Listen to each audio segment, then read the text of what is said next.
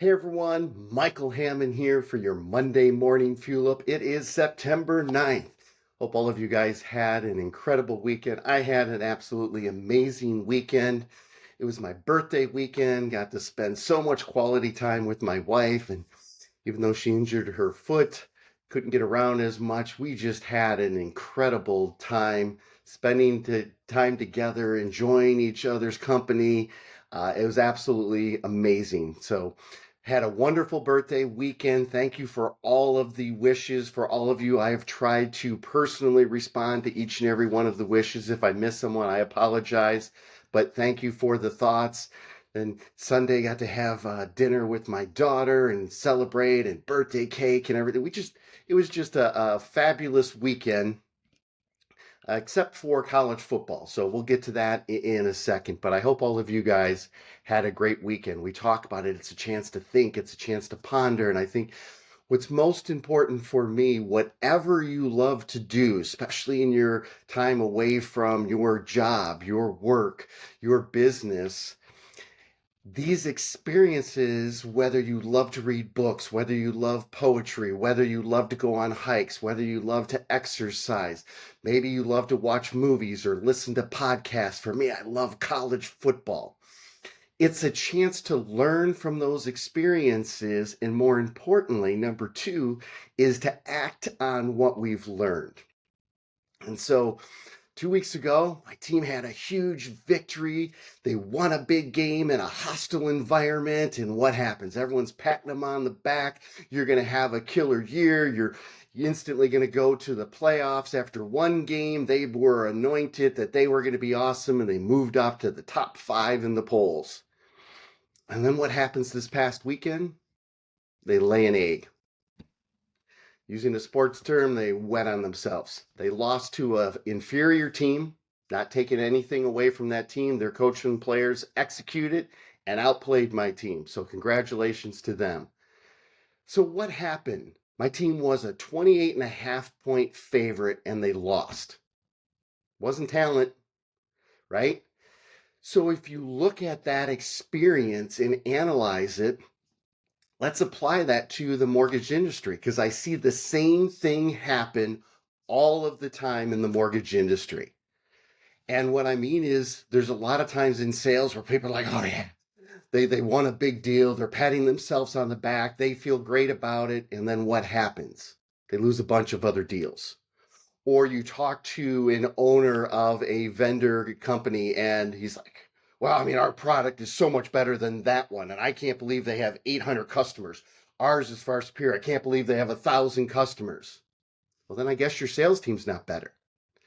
And what happens is the first point I want to make is people struggle with handling success. They hear all the noise, how great they are, all the pats in the back, what's going to happen. And I think what happens is mentally we lose our edge. We don't follow up and follow the processes. We don't do as good of a discovery as we should. Our follow up, and people are like, Michael, I take offense to that. I followed up with 15 times, and those people, this is not follow up. Did you sign the contract? Did you sign the contract? Did you sign the contract? I sent you the agreements. Are you ready to move forward? That's not follow up. Sorry. Follow up is understanding. Did you do a good enough discovery to understand their pain points? And more importantly, have you articulate the value of your solution and how it applies to those pain points? Every interaction is an opportunity to add value. But you eased up a little. You felt kind of good about yourself. And guess what? There's times when that happens that you can't recover. You couldn't come back from that deal, and my team couldn't come back from what happened in that game. The second aspect of being able to handle success, because most people think, oh, what do you mean, Hammond, handle success? If I closed a couple $1 million deal, if I closed this, everything would be great.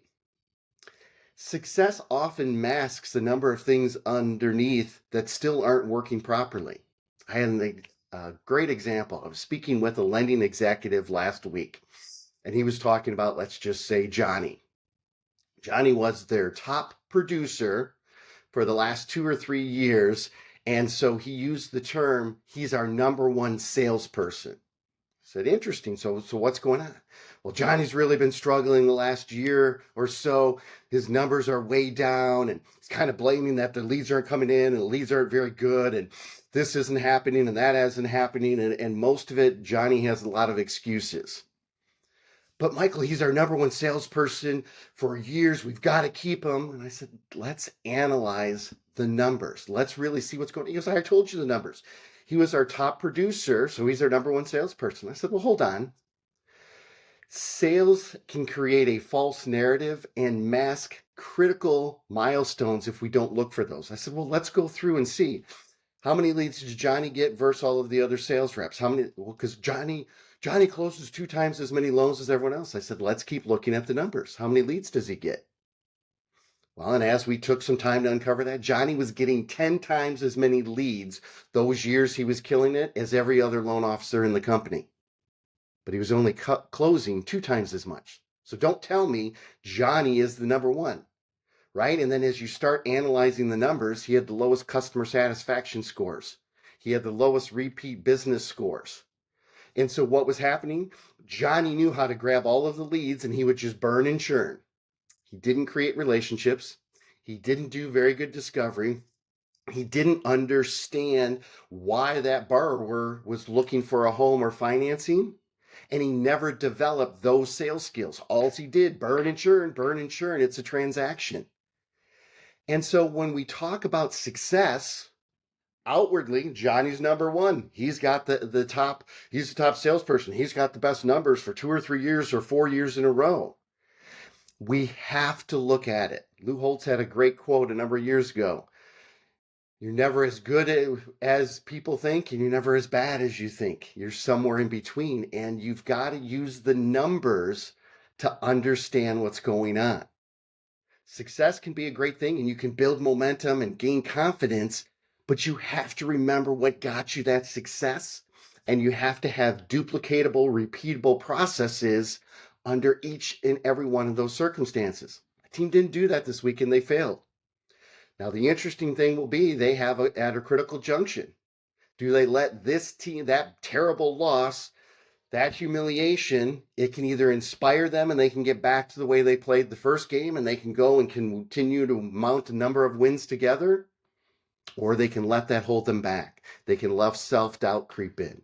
So as we talk about the start of a new week and it's September and fall's here and everything, remember that sales can be a huge impediment to future growth if you're not on the lookout for it. Don't get complacent. Don't let a false narrative mask some of the other things that are going on underneath the surface. Go out there and have an amazingly blessed week and always be adding value.